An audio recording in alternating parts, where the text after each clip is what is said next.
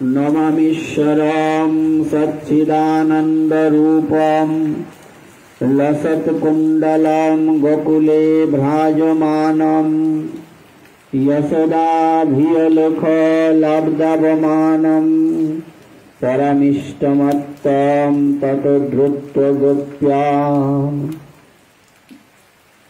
कलिपावन अवतार परमेश्वर भगवान श्रीकृष्ण चैतन्य महाप्रभुर अपार अनुकंपाय अष्टाविंश दिवस व्यापी भागवतीय कथामृतेर अद्यकार तृतीय दिवसे आगत समागत दृश्यमान अदृश्यमान वैष्णव मंडली एवं आमार भक्तिमती मातृमंडलिया प्रत्येकेर श्री चरण कमले जानाई अगणित दंडवत प्रणति एवं गौर प्रीति ओ शुभेच्छा। गतदिन आमरा आलोचनाय अग्रसर हच्छिलाम कार्तिक व्रतेर बा नियम सेवा व्रतेर विशेष महत्व सम्बन्धे। एरपर এই कार्तिक व्रतेर कर्म विशेष महत्व वर्णित होच्छे। स्कंदे तत्रैव दानं दत्तं हुतं यप्तं तपश्चैव तथा कृतं तदक्षयं फलं प्रोक्तं कार्तिके च द्विजोत्तम। अनंतर कार्तिक मासे कर्म विशेषेर महत्व कथित हইতেছে। स्कंद पुराणे ब्रह्म नारद संवादे लिखित आछे, हे विप्रसत्तम, कार्तिके अन्न प्रदान, होम, जप ओ अपर जाहा किछु करा जाय ताहाई अक्षय बलिया प्रकीर्तित। बलबार तात्पर्य, कार्तिक मासे अन्नदान करा होक, यज्ञ करा होक, जप करा होक बा जा किछुई करा होक ना केन, যত রকমের পুণ্যকর্ম রয়েছে সমস্ত পুণ্যকর্ম করলে তা কি হয়, অক্ষয় বলিয়া প্রকীর্তিত হয়, তা অক্ষয় হয়ে থাকে। আরো লিখিত আছে, শ্রীহরির উদ্দেশ্যে কার্তিক মাসে যাহা কিছু দান করা যায়, বিশেষত যে অন্ন দান করা যায় তাহাই অক্ষয় ফলপ্রদ হয়। আরো লিখিত আছে, কার্তিক মাসে স্বস্তিকা অনুষ্ঠান করিলে संवर्षकृत अग्निहोत्र यागेर फल प्राप्त हওয়া যায়, सन्देह नाई। जे रमणी कार्तिक मासे हरि मंदिरे मंडल निर्माण करें तिनी गगनचारिणी कपतिर न्याय सुरपुरे बिराज करें। अर्थात एखाने स्वस्तिका अनुष्ठान किंबा मंडल निर्माणेर जे कथा वर्णित आछे सेटा कि स्वस्तिक आঁকা হয়, বিভিন্ন আলপনা দেওয়া হয়, একে বলা হয়েছে। বিভিন্ন আলপনা দিলে বা মন্দিরের মধ্যে বিভিন্ন সুন্দরভাবে সাজায় না, হ্যাঁ, এইভাবে যদি কেউ মন্দিরে হোক, ঘরে হোক, যেখানে ব্রত করা হয় বা যেখানে ভগবানের বাস, সেই জায়গাতে যদি স্বস্তিক চিহ্নাদি আঁকা হয় কিংবা আলপনা দেওয়া হয়, তাহলে এখানে বলা আছে যিনি করেন তিনি গগনচারিণী কপতির ন্যায় সুরপুরে বিরাজ করেন। গগনে যেমন কপত মানে কবুতর, এই কপতি মানে স্ত্রীবাচক শব্দ। বলা হয়েছে একটা এরকম কবুতর যেমন উড়ে না, তো উড়লে এখানে বলছে গগনচারিণী কপতির ন্যায় সুরপুরে বিরাজ করেন। ওই গগনে যে গগন মানে আকাশে, আকাশে যে চারণ করে সে কপতি। তার মতো সুরপুর শব্দের অর্থ কি? স্বর্গলোক, স্বর্গলোকে বাস হয়। কার্তিক মাসে পত্র সেবন করিলে চতুর্দশ ইন্দ্রপাদ যাবৎ দুর্গতি প্রাপ্ত হয় না। কার্তিক মাসে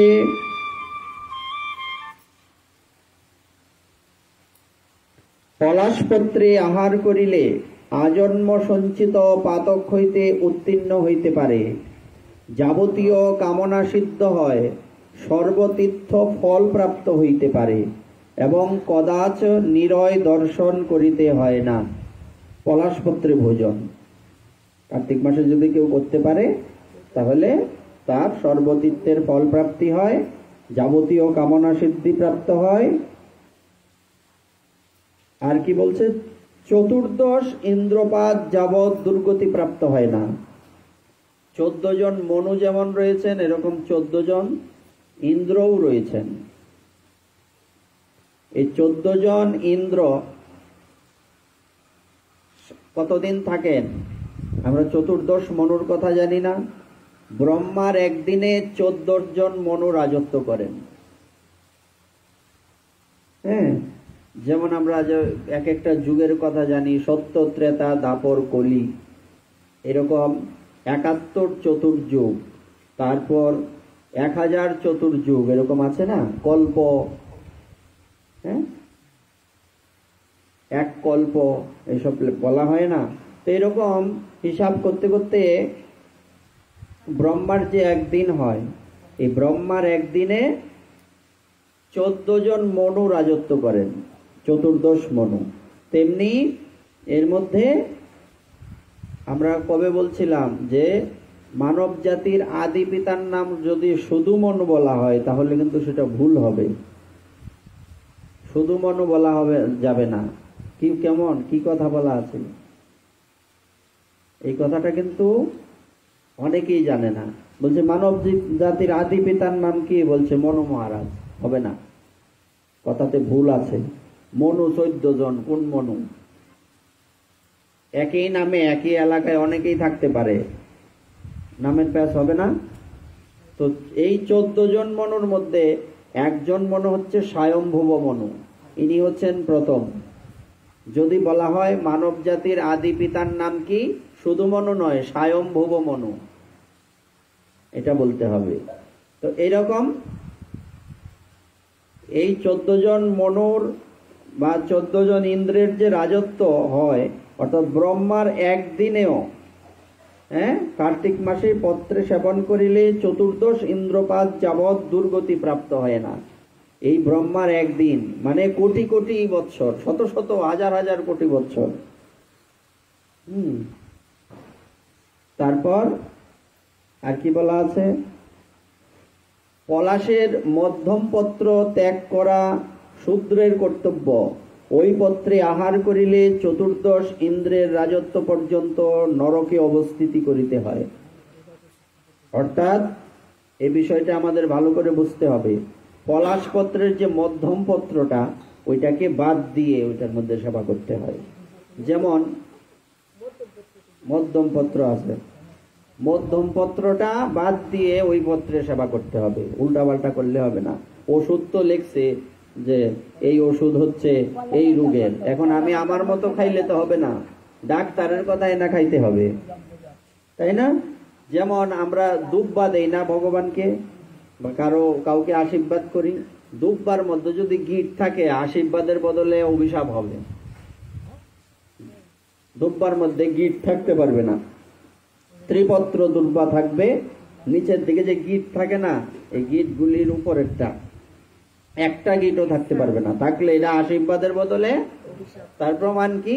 এত এত মানুষ আশীর্বাদ করে, এরপরে আমাদের কোনো পরিবর্তন নাই কেন? এই যে সূত্র ঠিক নাই। এরকম আরো অনেক কিছুর ব্যাপার আছে।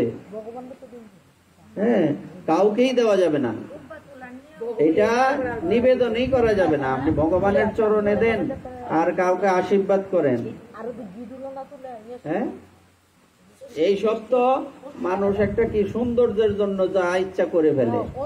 এই কারণে তো আমাদের অনেক ইয়ে হয়, হানি হয়, ক্ষতি হয়। না, এটা কখনোই করা যাবে না। ষষ্ঠী আর সপ্তমী নাই, কখনোই এত বড় রাখা যাবে না। অন্য সিস্টেম করে আপনি ইয়ে করেন, কিন্তু দুব্বা এত বড় রাখতে পারবেন না। গিট থাকলেও সমস্যা। তারপর দেখুন কি বলছে এখানে। তারপর বলা হলো কার্তিক মাসে তিল দান, নদী স্নান, সৎ কথা শ্রবণ, সাধুগণের পরিচর্যা এবং ব্রহ্মপত্রে অর্থাৎ পলাশপত্রে আহার, এই সমস্ত মোক্ষপ্রদ বলিয়া কথিত। এটা মুক্তির সমান। কিরকম? তিল দান, নদ্যাদিতে স্নান মানে গঙ্গা স্নান, সৎ কথা শ্রবণ মানে ভাগবত কথা শ্রবণ, সাধুগণের পরিচর্যা সাধু সেবা এবং পলাশপত্রে আহার। হে বিপ্রসত্তম, কার্তিক মাসে অরুণোদয় পর্যন্ত শ্রীহরির সম্মুখে জাগরণ করিলে গো সহস্র দানের ফল প্রাপ্ত হওয়া যায়।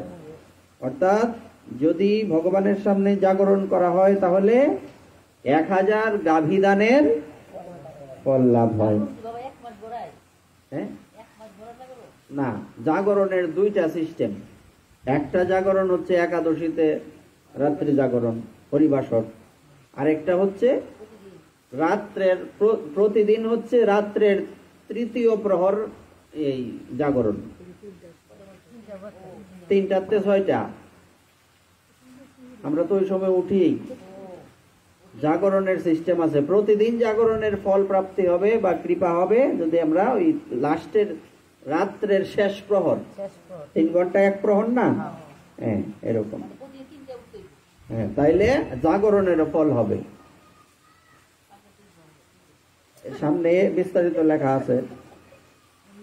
এই যে হে মহর্ষে, কার্তিকের শেষ প্রহরে হরির সমীপে জাগরণ করিলে হরিপদ করগত হয়।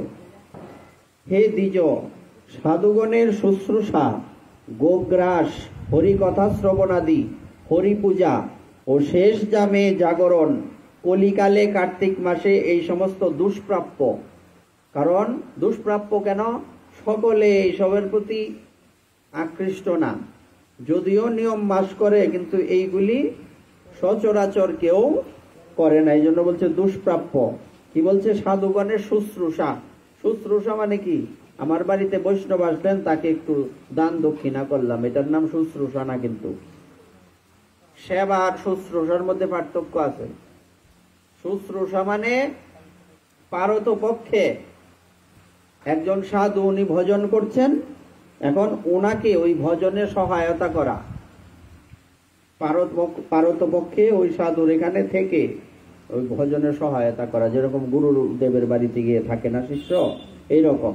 তো এখানে শুশ্রূষার মধ্যে এটা পড়ে। এটা কিন্তু সকলের ভাগ্যে হয় না, এই জন্য তো বলছে দুষ্প্রাপ্য। তারপর বলছে গোগ্রাস, গাভীকে প্রতিদিন ঘাস দান করা। হ্যাঁ, আর দেখবেন যারা ব্রত করেন অনেকেই আছেন যারা গাভীর মতো গোগ্রাসে সেবা করেন শেষ প্রহরে। এটা কোনোদিন শুনছেন? দিবসের 8ম ভাগে,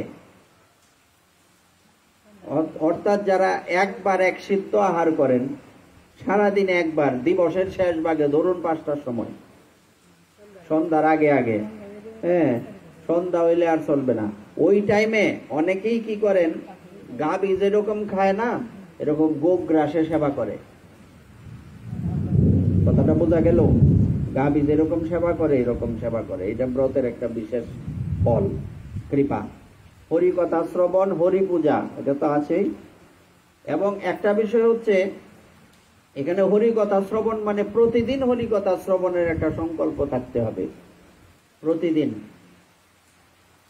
যেমন যারা দামোদর মাসে 1 মাস বৃন্দাবন বাস করেন, এখন যারা বাস করছেন, নিয়ম কি? এই যে একাদশীর আগের দিন ওখানে গিয়ে পৌঁছাতে হবে, ওই একাদশীর দিন থেকে উত্থান একাদশী, পাশাঙ্কুশার থেকে উত্থান পর্যন্ত ওখানেই অবস্থান করবে, আর কোথাও যেতে পারবে না। ওখানে থেকে প্রতিদিন একদিনও মিস নাই, যে নিয়মগুলি, পরিক্রমা, হরিকথা শ্রবণ, আর জপ তো আছেই, রাধা কুণ্ডে স্নান, হ্যাঁ, কিংবা বৃন্দাবনে থাকলে যমুনায় স্নান, হ্যাঁ, এইরকম একটা নির্দিষ্ট সংকল্প থাকে, নিয়ম থাকে। আরো লিখিত আছে, বৃষরাশিগত ভাস্করে জ্যৈষ্ঠ মাসে জলধেনু ও জলদান করিলে যে পুণ্য হয়, কার্তিক মাসে কার্তিক ব্রত দ্বারা তাহা প্রাপ্ত হইতে পারে। রবিবারে সূর্যগ্রহণে কুরুক্ষেত্রে সন্নিহত্যা নামক হ্রদে স্নান করিলে যে ফল হয়, কার্তিক মাসে একদিনেই তাহা প্রাপ্ত হওয়া যায়।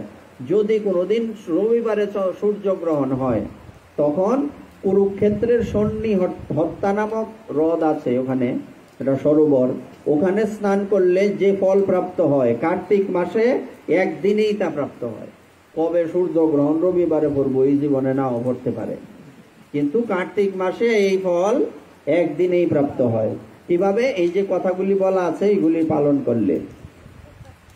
হে তাপস শ্রেষ্ঠ, হরিপ্রিয় কার্তিকে পিতৃগণের উদ্দেশ্যে অন্ন জলাদি যাহা কিছু দান করা যায় তৎসমস্তই অক্ষয় হইয়া থাকে। কার্তিক মাসে যদি পিতৃপুরুষদের উদ্দেশ্যে জল অন্ন অর্পণ করা হয়, পিণ্ড দান আদি করা হয়, তাহলে অক্ষয় হয়ে থাকে। আরো লিখিত আছে, হে কলিপ্রিয় দেবর্ষে, সঙ্গীত শাস্ত্র চর্চা দ্বারা কার্তিক মাস অতিবাহন করিলে আর পুনর্জন্ম গ্রহণ করিতে হয় না। অর্থাৎ কীর্তনের কথা বলছি, হরিনাম কীর্তন আদি এইসব সঙ্গীত চর্চা। সঙ্গীত চর্চা মানে তো আর এই আধুনিক গান গাওয়া না, হ্যাঁ, মানে ভগবানের কথা বলছে, ভগবানের নাম, ভগবানের এই গুণ লীলা রূপ, এইসব কীর্তন। আরো লিখিত আছে, যিনি কার্তিক মাসে হরি মন্দির প্রদক্ষিণ করেন, পদে পদে তাহার অশ্বমেধ যজ্ঞের ফল লাভ হইয়া থাকে। কার্তিক মাসে বিষ্ণুর সম্মুখে ভক্তি সহকারে নৃত্য গীত ও বাদ্য করিলে অক্ষয় পদে গতি হয়। কার্তিক মাসে যিনি হরির সহস্রনাম স্তোত্র ও গজেন্দ্র মুক্তি অধ্যয়ন করেন, তাহাকে সংসারে পুনরাগমন করিতে হয় না। কি বলছে? বিষ্ণু ভগবানের সহস্রনাম, বিষ্ণু সহস্রনাম ও গজেন্দ্র মুখ্যন লীলা। বিষ্ণু সহস্রনাম, গোপাল সহস্রনামও আছে, করা যাবে, এটা করলেও হবে। তো বিষ্ণু সহস্রনাম আলাদাও আছে, হ্যাঁ হ্যাঁ আছে আছে, ভক্তকণ্ঠরে গোপাল সহস্রনাম আছে। আর কি বলছে? গজেন্দ্র মুখ্যন লীলা। গজেন্দ্র মুখ্যন লীলা কোনটা? হাতি আর কুমিরের যে ঘটনাটা, এই এই এখানে 5টা না কয়টা অধ্যায় আছে, এই অধ্যায়গুলি পাঠ করলে কি হয়? অষ্টম স্কন্ধে, ভাগবতের অষ্টম স্কন্ধে পাবেন। প্রতিদিন কি আর সবাই পারবো? 5টা অধ্যায় শ্লোক পাঠ করতে হবে, প্রতিদিন পাঠ করতে পারলে তো ভালো। অষ্টম স্কন্ধে দিয়ে দেখলেই পাবেন, লিস্ট দেখলেই পাবেন।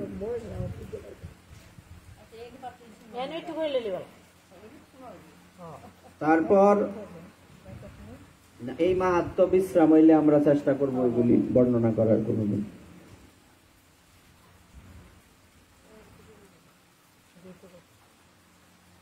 কার্তিক মাসে, এটা তো বললাম।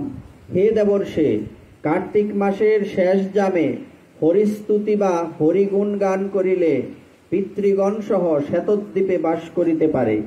হে দ্বিজশ্রেষ্ঠ, কার্তিক মাসে হরিকে জপ নৈবেদ্য দান করিলে সেই নৈবেদ্যে যতগুলি জপ থাকে তত যুগ সুরপুরে বাস হয়। জপ জপ, হ্যাঁ জব, এটা জবের ছাতু দিতে পারেন, যাই দেন, জব ভগবানকে নিবেদন করলে এটা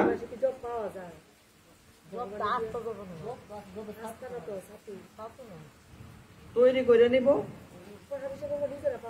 কেন পাওয়া যাবে না? তারপর কি বললেন? এই মাসে লিস্টে আছে কিনা দেখতে হবে, সেবা করা যায় কিনা। ভগবানকে দেওয়ার বিষয় হচ্ছে কথা। হে তাপস প্রবর, যিনি কার্তিক মাসে হরির সম্মুখে কর্পূর সংযুক্ত অগুরুদগ্ধ করেন, যুগান্তেও তাহাকে আর পুনরায় সংসারে দেহ ধারণ করিতে হয় না। কর্পূর দিয়ে আরতি করে না, অগুরু দিয়ে ভগবানের সেবা করে, স্নানে দেয়। আরো লিখিত আছে, যাহারা কার্তিক মাসে ভক্তিমান ও নিয়মবান হইয়া হরিকথা শ্রবণ করেন, সেই কথা শ্লোকার্ধ বা পাদমাত্র হইলেও শত গোদানের ফল প্রাপ্ত হওয়া যায়।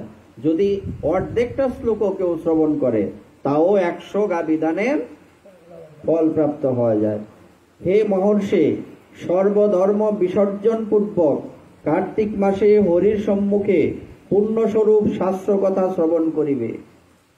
আজকে যে ব্যস্ততা, লক্ষ্মী পূজা, অমুক দিন আর আসতে পারলাম না, বলছে সর্বধর্ম যত কিছু আছে সবকিছু বাদ দিয়া হইলেও যদি কেউ হরি কথা শ্রবণ করে, বলছে এটা বাধ্যতামূলক। আবার শুনেন, সর্বধর্ম বিসর্জন পূর্বক এন্দাজাগ্যা সব চুলায় কার্তিক মাসে হরির সম্মুখে পূর্ণস্বরূপ শাস্ত্র কথা শ্রবণ করিবে। করলে কি হবে? পরে করিবে।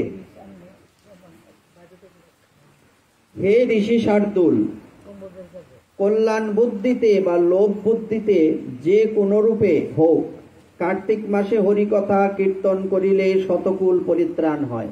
মনে কামনা থাকুক আর না থাকুক, হরি কথা শ্রবণ করলে, কীর্তন করলে শতকুল পরিত্রাণ হয়।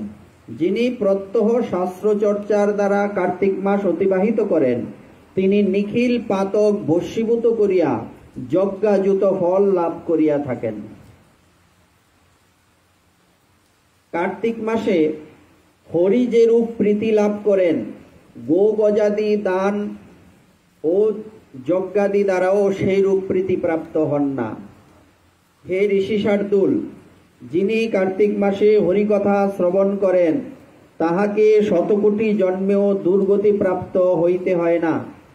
হে ঋষে, সযত্ন হইয়া কার্তিক মাসে প্রত্যহ ভাগবত শ্লোক অধ্যয়ন করিলে অষ্টাদশ পুরাণ পাঠের ফল প্রাপ্ত হওয়া যায়।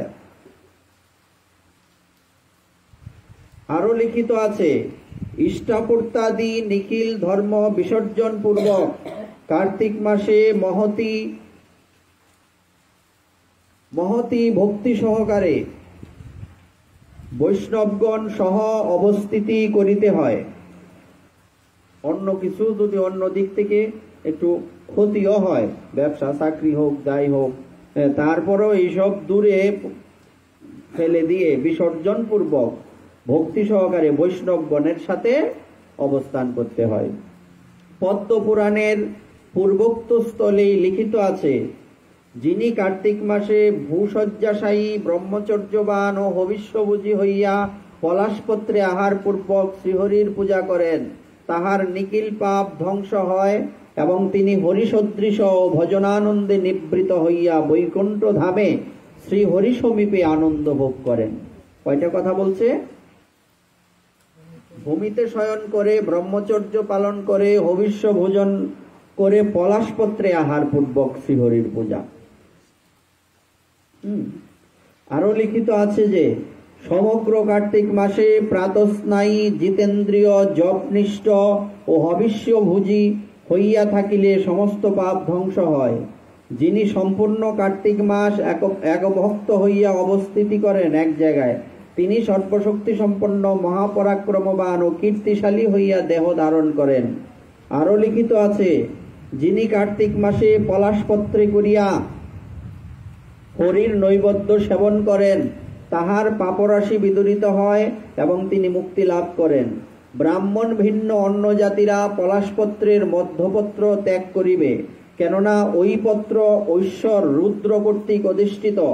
আরো লিখিত আছে, কার্তিক মাসে দেবদেব জনার্দনের অর্চনা করিলে ভগবান সহস্র সহস্র অপরাধ ও মহাপাপ পুঞ্জ ক্ষমা করেন। যিনি কার্তিক মাসে হরিপ্রিয় খণ্ড সঘৃত পায়স নৈবেদ্য শ্রীহরিকে নিবেদন পূর্বক সেবন করেন, তিনি দিনে দিনে যজ্ঞ ফল প্রাপ্ত হন।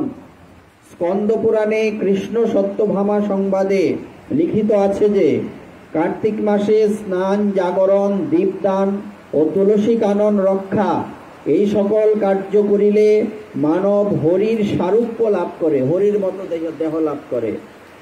আজীবন এইরূপ নিয়ম রক্ষা করিবার কথা দূরে থাকুক। যাহারা কার্তিক মাসে 3 দিন মাত্র এই নিয়ম রক্ষা করেন তাহারাও সুরগণ বন্দনীয় হয়, দেবতারাও তাদের বন্দনা করে। যদি মাত্র 3 দিনও কেউ এই নিয়মগুলি করে কার্তিক মাসে, দেবতারাও তাদের বন্দনা করে। আর কি বলার আছে? তারপর কার্তিক ব্রতের অঙ্গ সমূহ আমরা কালকে দেখব। আমরা একটা উপাখ্যানে যাই। কার্তিক মাসের মাহাত্ম্য সম্বন্ধে একটা উপাখ্যান আমরা শ্রবণ করব। এটা হচ্ছে ধর্মদত্ত উপাখ্যান। প্রতি বছরই এই উপাখ্যানগুলি আমরা পাঠ করার চেষ্টা করি। পদ্মপুরাণ উত্তরখণ্ড 106 থেকে 108 অধ্যায়ে বর্ণিত আছে, একবার পৃথু মহারাজ নারদ মুনিকে বললেন, হে মুনিশ্রেষ্ঠ, কার্তিক ব্রত পালনকারী ব্যক্তি যে প্রকার মহান ফল প্রাপ্ত হয় তা আপনি বর্ণনা করুন। কে কাকে বলছেন? পৃথু মহারাজ। কখনো পৃথু যদি আমাদের সুযোগ হয় পৃথু মহারাজের কথা আমরা বলবো। এই পৃথু মহারাজ, ওনার নাম অনুসারে ধরিত্রী দেবীকে পৃথিবী বলা হয়। পৃথু মহারাজের কন্যা ছিলেন পৃথিবী দেবী। ওনার নাম অনুসারে পৃথিবী দেবী, ধরিত্রী দেবীকে কি বলা হয়? পৃথিবী। এই পৃথু মহারাজ একবার দেবর্ষি নারদকে জিজ্ঞাসা করলেন, বাড়িতে সাধু গুরু বৈষ্ণব গেলে আমার শরীরটা ভালো থাকে না, এই ব্যবসাটা চলে না, হ্যাঁ, এই আমার ছেলেটার ঠিক মতো পড়াশোনা হইতেছে না, একটু আশীর্বাদ করুন। এইটা সাধুর বা গুরুদেবকে বলার কথা নয়, কখনো এসব বলবেন না। এসবের জন্য ডাক্তার কবিরাজ আছে। গুরুদেব আইসে কি করতো? এটা করতো নাকি? সাধুদেরকে এইসব বলতে নাই। এইগুলি তো অসুখ হইলে ডাক্তার দেখাও, কবিরাজ দেখাও। গুরুদেবের কাছে এইসব কেন? সাধুদের কাছে? সাধুদের কাছে কি জিজ্ঞেস করতে হয় দেখুন। সাধু আসলেই ভগবানের কথা বলতে হবে, অন্য কথা বললেই সময় নষ্ট। সাধুরে সাধুর চরণে আমার অপরাধ হলো না? বলছে কেমনে? সাধু তো ভগবানের কথা ছাড়া অন্য কথা শুনতে বা বলতে পছন্দ করেন না। উনি কষ্ট পেলেন না? তো যদি বৈষ্ণবকে কষ্ট দেওয়া হয় তো কি হয়েছে? অপরাধ হয়েছে না?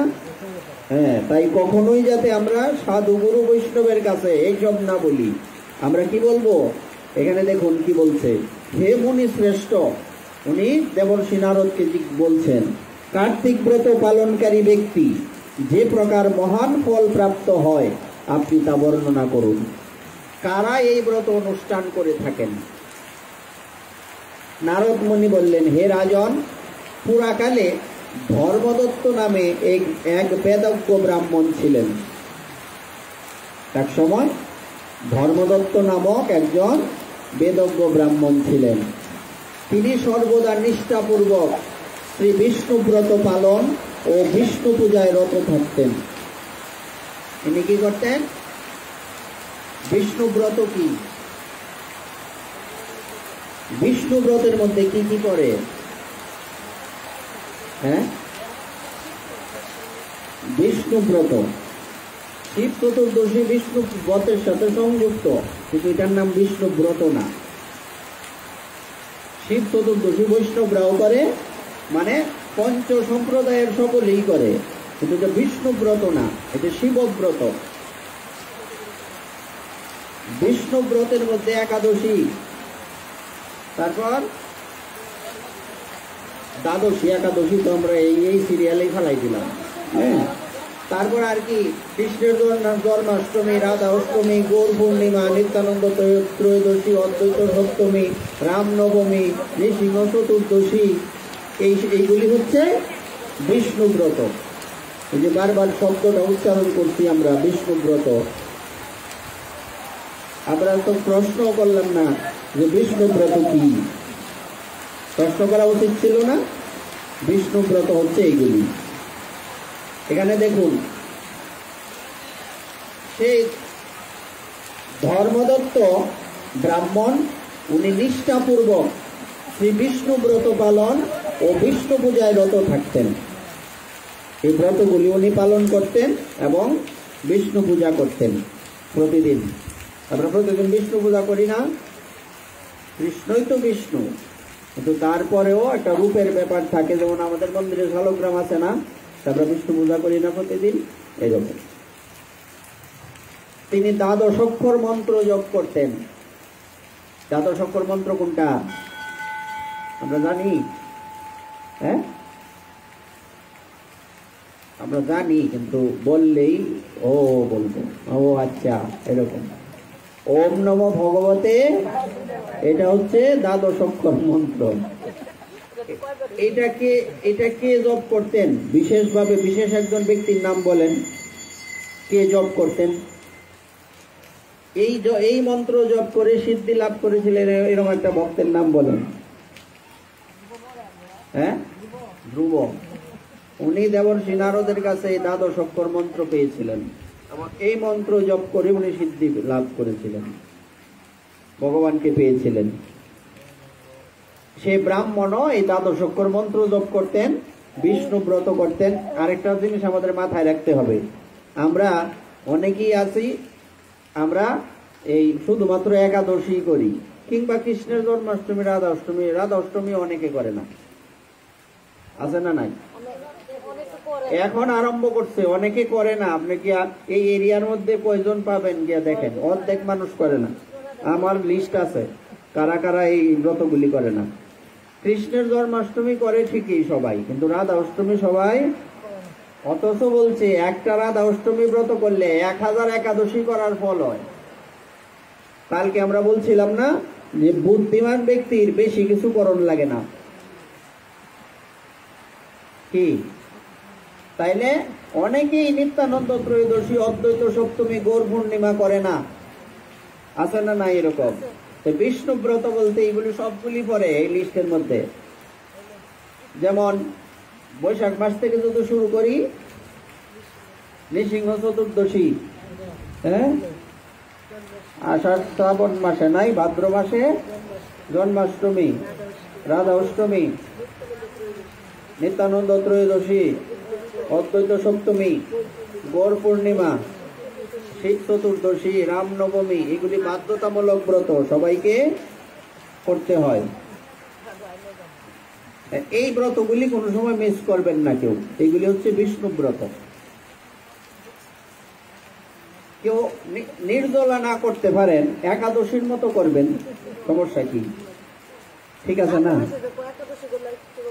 হ্যাঁ, এইগুলিও একাদশীর মধ্যেই পড়ছে। যে ব্যক্তি বলছে, কথাটা তো সুন্দর, যে ব্যক্তি বলছে একাদশী ব্রত সমস্ত ব্রতের মধ্যে শ্রেষ্ঠ, এই ব্যক্তির ব্রতটা কেমন হইব? তুমি যেমন প্রশ্ন করছো এমন উত্তর পাইছ, এরকম। কি বলছে? যে ব্যক্তির মুখের কথা যে একাদশী ব্রত ওই সমস্ত ব্রতের মধ্যে শ্রেষ্ঠ, এই ব্যক্তির কথা যদি মানি, একাদশীর মাহাত্ম্যটা তখন ওখানে কেমন হইল? এই যে একটা রাধা অষ্টমী মানে 1000 একাদশী।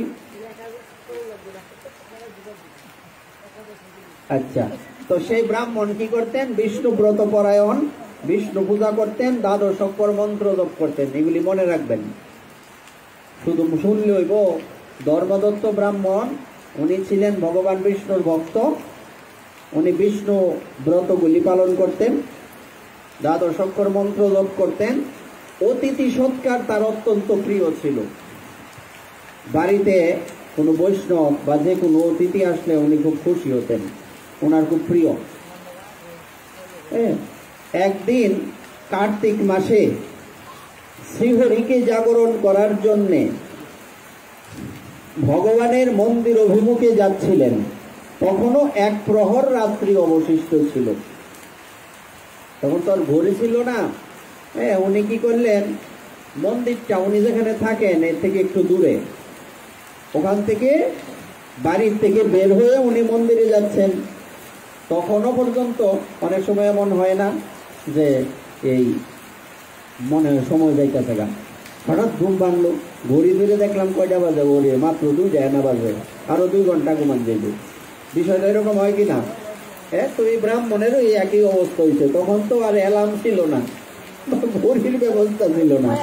হ্যাঁ, তো অনুমানের উপরেই সবকিছু হতো। এবার উনি কি করলেন, উনি এই এক প্রহর রাত্রি বাকি আছে, যে এক প্রহর বলা আছে না যে জাগরণ করার কথা, উনি যাচ্ছিলেন ভগবানের পূজার সামগ্রী নিয়ে যেতে যেতে ব্রাহ্মণ পথিমধ্যে এক রাক্ষসীকে তার দিকে আসতে দেখলেন। পুষ্প তুলসী আচমন পাত্র সাজায়া বড় থালার মধ্যে নিয়ে উনি মন্দিরের দিকে যাচ্ছেন। তখন এই সময় এক রাক্ষসী তার সামনে এসে উপস্থিত হয়েছে। তার আওয়াজ ছিল অত্যন্ত ভয়প্রদ, রাক্ষসীর আওয়াজ। রাক্ষসী কিন্তু আমাদের সমাজেও আছে, আছে না নাই? যারা একাদশী করে না, গলা পর্যন্ত খায়, তার রাক্ষস না? বেটি হইলে রাক্ষসী, স্ত্রীবাচক শব্দ, বেটা হইলে। যারা এই দামোদর মাস চলে কিন্তু আরামসে গলা পর্যন্ত অখাদ্য কুখাদ্য খাইতেছে, এরা রাক্ষসী না? রাক্ষস না? আমরা এই রাক্ষসীরে ডরাই লাভছি, এরারে ডরাই লিখব। বিষয় এরম কিনা? এরম না, কাউকে গালি দেওয়া হচ্ছে, শাস্ত্র তো তাই বলে। কি মাতাজি শাস্ত্র এটা বলে না? যেটা আমাদের কথা না, আর বালা কথা তো তিতা ওই। আচ্ছা, এবার সারা শরীরে কাটা কাটা লোম, লক লক করছে জিহ্বা, নগ্ন শরীর থেকে গম্ভীর ঘরঘর শব্দ করতে করতে এগিয়ে আসছে। ওইসব থেকে ব্রাহ্মণ ভয়ে শিউরে উঠলেন।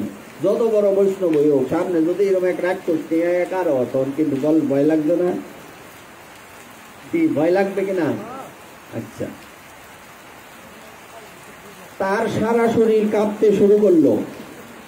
রাক্ষসী সামনে এলে কোনো প্রকারে সাহস করে পূজার সামগ্রী থেকে জল নিয়ে অত্যন্ত ক্রোধে রাক্ষসীর উপর ছুঁড়ে মারলেন। না তো তার ইট নাই যে এইটা মারবো, ঢিল মারার ব্যবস্থা আছে?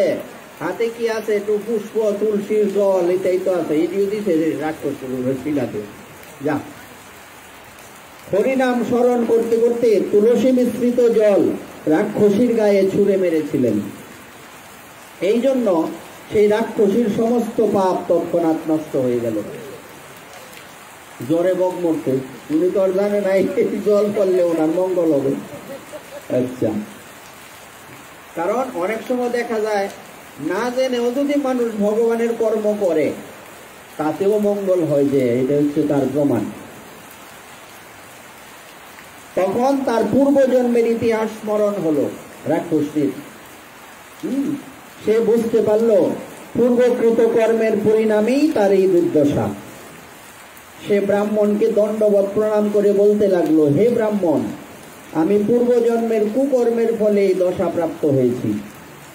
এখন কিভাবে আমি উত্তম গতি লাভ করব, আমাকে কৃপা করে বলুন। আমরা কি জিজ্ঞাসা করবো? সাধুদের কাছে এইসব জিজ্ঞাসা করব। রাক্ষসীকে এইভাবে প্রণাম করে পূর্বজন্মের কাহিনী বর্ণনা করতে দেখে ব্রাহ্মণ বড় আশ্চর্যান্বিত হলেন। দেখলাম কি আর ওই লোকই, বিষয়টা এরকম না? আচ্ছা, তিনি রাক্ষসীকে বললেন, কোন কর্মের ফলে তুমি এই দশাপ্রাপ্ত হয়েছ? তুমি রাক্ষস হইলা কেমনে? প্রশ্নটা হচ্ছে এরকম। কোথা থেকে এসেছ? তোমার নাম কি? তোমার আচার আচরণই বা কেমন ছিল? আমাকে বিস্তারে বলো। সবার থেকে তো শিক্ষা লাভ করার ব্যাপার আছে নাকি? এমন তো না যে আমি বড় আর একজন ছোট, তার থেকে আমার শিক্ষা লাভ হবে না, এরকম আছে কি? একটা পিঁপড়ার থেকেও শিক্ষার আছে। সেই সাপ মুক্ত রাক্ষসী তখন বলল, হে ব্রাহ্মণ, আমার পূর্বজন্মের কথা শ্রবণ করুন। সৌরাষ্ট্র নগরে ভিক্ষা নামে এক ব্রাহ্মণ বাস করতেন। এটা এই রাক্ষসী এবার তার পূর্বজন্মের যে কথা সেটা বর্ণনা করতে লাগলেন। মানে সৌরাষ্ট্র নগরে, নগরের নাম কি? সৌরাষ্ট্র। সৌরাষ্ট্র নগরে এক ব্রাহ্মণ বাস করতেন, তার নাম হচ্ছে ভিক্ষা। আমি ছিলাম তার পত্নী। আচ্ছা, আমার নাম ছিল কলহা। নামও কলহা, কাজেও কলহ, নামে নয় গুণে পরিচয়। আমি খুব ভয়ঙ্কর স্বভাবের স্ত্রীলোক ছিলাম। আগে যে কইছি মিথ্যা কথা কইছি না। হ্যাঁ, যারা একাদশী না কইরা ওই দিন হিজায় মজায় খা, এই দামোদর ব্রত পালন করে না, এরা তো এই লিস্টই পড়ছে। আচ্ছা, আমি কথাবার্তাতেও কখনো নিজ পতিকে যথার্থ মর্যাদা দান করিনি। স্বামীকে যে সম্মান করা উচিত, এই সম্মানটা আমি কখনোই করছি না। এটা আমার রাশিতেই আছেন না, আমার রক্তের মধ্যেই ছিল না। এটা বিষয়টা এরকম আর কি। তার জন্য কখনো ভালো খাদ্য দ্রব্য প্রস্তুত করিনি। আছে না যে আমার স্বামীর এটা পছন্দ না, আজকে একটু তার জন্য রান্না বান্না করি।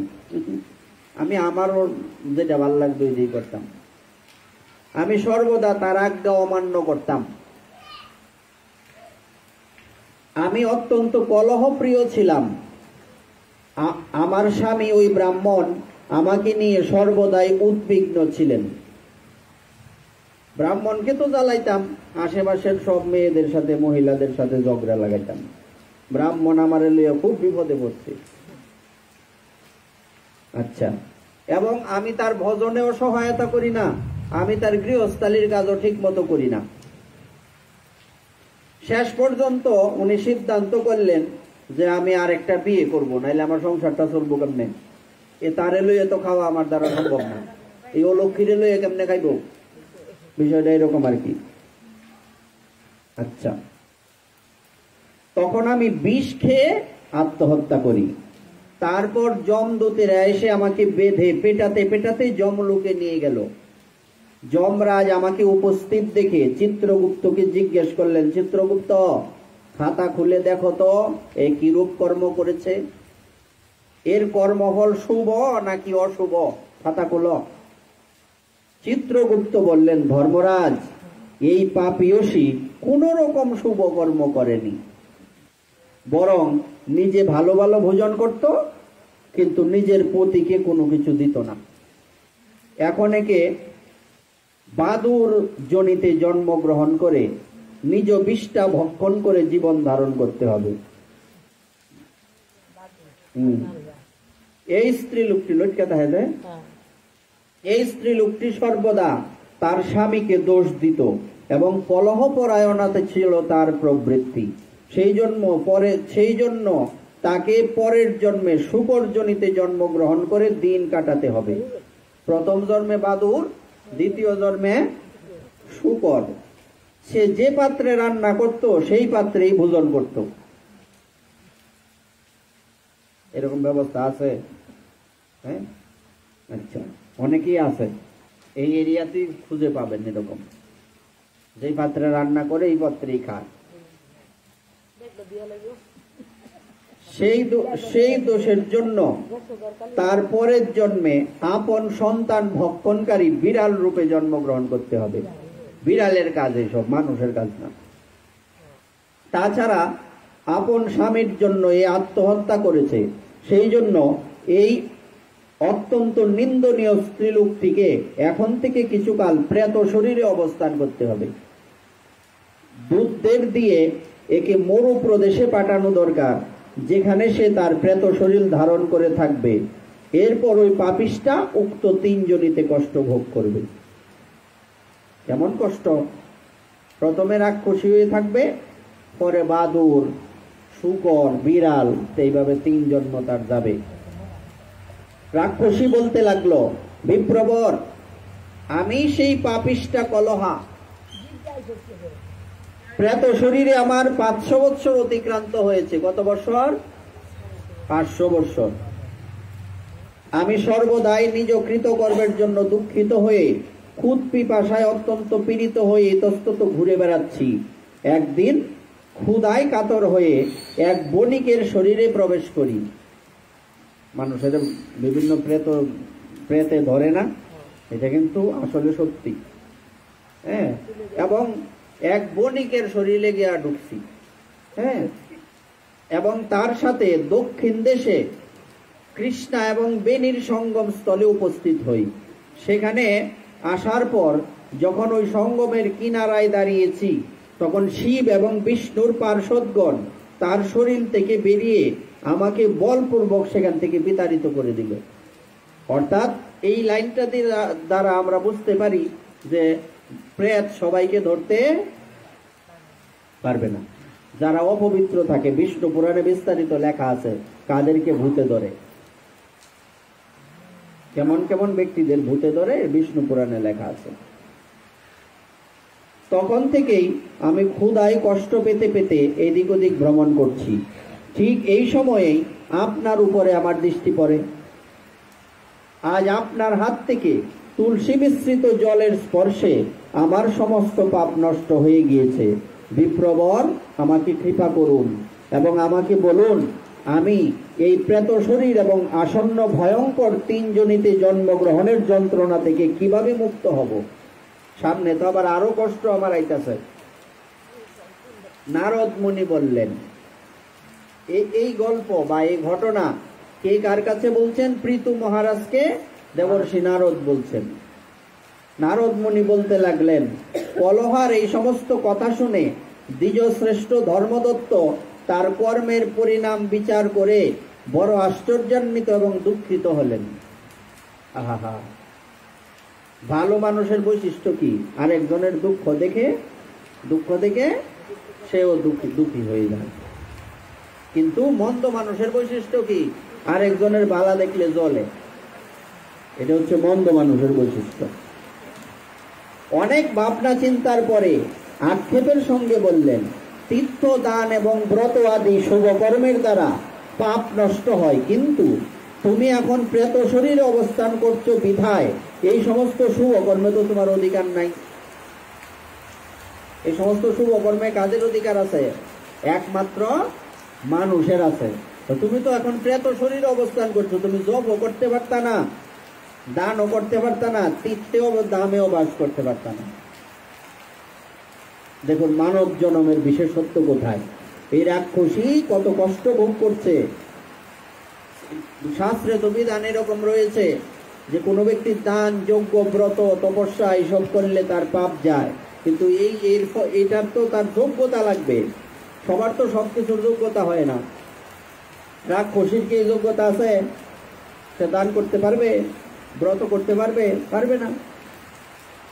তবুও তোমার এই দুর্দশা দেখে আমার মনে অত্যন্ত দুঃখ হচ্ছে। তাই মনুষ্য জন্ম নিয়ে এই পর্যন্ত কার্তিক ব্রত পালন করে আমি যে পুণ্য সঞ্চয় করেছি তার অর্ধেক আমি তোমাকে দান করলাম। এটা তো করা যাবে। দেখুন, এটা হচ্ছে সাধুর বৈশিষ্ট্য। হ্যাঁ, নিজের পুণ্য ফল, নিজের ভক্তির ফল অন্যকে দিয়ে দিচ্ছেন তার মঙ্গলের জন্য। হ্যাঁ, আমাদের কত সৌভাগ্য। হ্যাঁ, এই সাধু গুরু বৈষ্ণবদের আমরা দর্শন করতে পারি। সেই অর্ধেক পুণ্য নিয়ে তুমি উত্তম গতি প্রাপ্ত হও। এই কথা বলে ধর্মদত্ত কলহার শরীরে তুলসী মিশ্রিত জল আবার নিক্ষেপ করলেন এবং দ্বাদশাক্ষর মন্ত্র শোনালেন। ওই মন্ত্রটা শোনাইতে অমনি সেই রাক্ষসী প্রেত শরীর পরিত্যাগ করে দিব্য রূপময়ী এক দেবীতে পরিণত হল। চিন্তা করেন, তাকে অগ্নির সমান উজ্জ্বল দেখাচ্ছিল। সে এমনই অনুপম সৌন্দর্য লাভ করলো যেন সাক্ষাৎ লক্ষ্মী দেবী। লক্ষ্মী দেবী আর ওনার মধ্যে কোনো পার্থক্য করা যাচ্ছে না, এত সুন্দর রূপ হয়ে গেছে। তারপর সে ভূমিতে মস্তক নত করে সেই ধর্মদত্ত ব্রাহ্মণকে প্রণাম করে গদগদ কণ্ঠে বলতে লাগলো, দ্বিজশ্রেষ্ঠ, আপনার কৃপায় আমি নরক যন্ত্রণা থেকে উদ্ধার পেয়েছি। আমি পাপের সমুদ্রে ডুবেছিলাম, আপনি আমাকে উদ্ধার করলেন, আপনি আমার প্রণাম গ্রহণ করুন। বিষয়টা দেখুন। হ্যাঁ, কৃষ্ণ সে তোমার, কৃষ্ণ দিতে পারো, তোমারও শক্তি আছে। আমি তো কাঙাল, কৃষ্ণ কৃষ্ণ বলি ধাই তব পাছে পাছে। একমাত্র কৃষ্ণকে দান করার অধিকার বা যোগ্যতা কার আছে? বৈষ্ণবের, কৃষ্ণ ভক্তের। উনি তখন বলতে লাগলেন যে আপনার কৃপাতে আমি এই নরক যন্ত্রণা থেকে মুক্তি লাভ করেছি, উদ্ধার লাভ করেছি। আপনি আমার প্রণাম স্বীকার করুন। এই পৃথিবীতে এমন কিছু নেই বা আমার এমন কোনো দ্রব্য নেই যা দিয়ে আমি আপনার এই ঋণ শোধ করতে পারি। আমি আজীবন আপনার ঋণী হয়ে রইলাম। এইভাবে ব্রাহ্মণের সঙ্গে কথোপকথনের সময় হঠাৎ আকাশ থেকে দিব্য বিমানে করে শ্রী বিষ্ণুর মতো রূপধারী শ্রী বিষ্ণুর পার্শ্বদগণ অবতরণ করলেন। কাছে এসে বিমানের দ্বার দেশে অবস্থানকারী পুণ্যশীল এবং সুশীল নামে দুই বিষ্ণুদূত রাক্ষসী থেকে রূপান্তরিত সেই দেবীকে বিমানে উঠালেন। দুইজন বিষ্ণুদূত আসছে, কি নাম? পুণ্যশীল আর সুশীল। উনারা সেই দেবীকে রথে তুললেন।